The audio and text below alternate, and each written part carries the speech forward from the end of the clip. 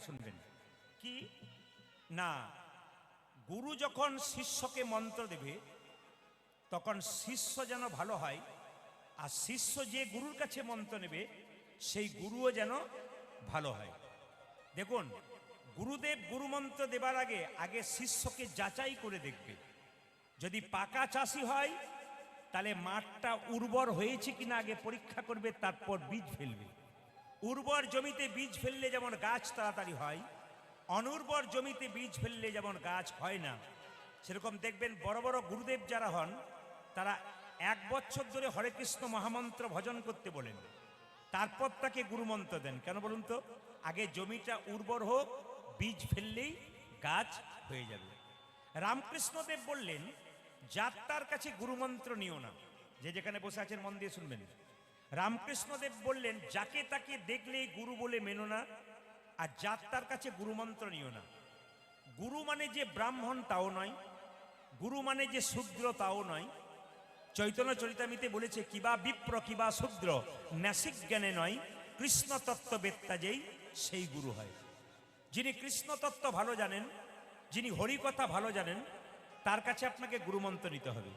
মায়েরা, জীবনে সমস্যা সবার আসতে পারে, কিন্তু মাথায় রাখবেন, যদি কোনোদিন বিপদে পড়েন, মনের মধ্যে কোনো দুঃখ থাকে, আপনি যাত্রার কাছে বলবেন না, আপনি 2 জায়গাতে বলবেন। এইদিকে মনের দুঃখের কথা যাত্রার কাছে বলতে নাই, 2 জায়গায় বলতে হয়। একটি গুরুচরণে, একটি গোবিন্দ চরণে। গুরু হলেন বাবার মতো, আপনার মনের কথাটা শুনবে কিন্তু কাউকে বলবে না, সে সমস্যার সমাধান করার চেষ্টা করবে। আর যিনি গোবিন্দ, যদি গুরুকে কাছে না পান, তাহলে মন্দিরে গিয়ে ভগবানের চরণে বারবার কেঁদে কেঁদে বলতে হবে, ভগবান সমস্যার সমাধান করবে। এই জন্য রামকৃষ্ণদেব বলেছেন যে গুরুমন্ত্র কিন্তু যাত্রার কাছে নেওয়া যাবে না। সবাই লক্ষ্য করুন, যে যেখানে বসে আছেন, গুরু যাকে মন্ত্র দেবে তিনি মেয়ের মতো বা ছেলের মতো।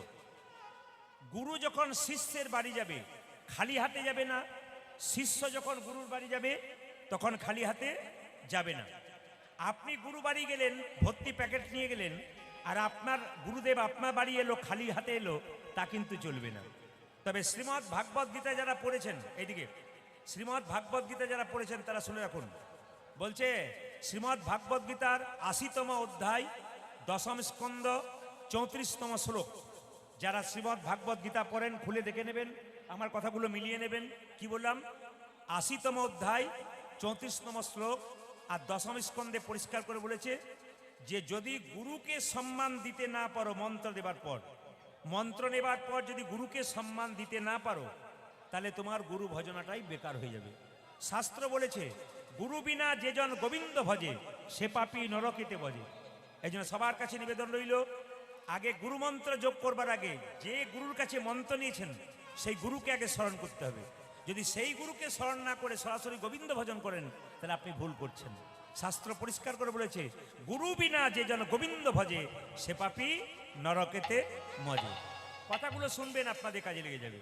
এইবার লক্ষ্য করুন, গুরুদেবের নাম কিন্তু মুখে বলতে গেলে, যখনই কেউ জিজ্ঞেস করবে আপনার গুরুদেবের নাম কি, কানে হাত দেবার পর নামটা বলতে হয়। এগুলো শিখে নিতে হবে। কি? গুরুদেবের নাম কেউ জিজ্ঞেস করলে প্রথমে কানে হাত দিয়ে তার নাম করতে হবে, এবং গুরুদেবের নাম করবার আগে তার আগে শ্রী বা প্রভুপাদ নামটি যোগ করবেন। কি বললাম? গুরুদেবের নাম করবার আগে শ্রী বা প্রভুপাদ এ কথাটা উচ্চারণ করবেন। অনেক বাড়িতে আমি কি কীর্তন করতে গিয়ে দেখেছি যে কৃষ্ণের ছবির পাশে গুরুদেবের ছবিটি রেখেছেন, মহা অন্যায় করেছেন। শাস্ত্র বলছে ওপরে থাকবে কৃষ্ণের ছবি, তার নিচে দেবদেবীর ছবি, তার নিচে গুরুদেবের ছবি।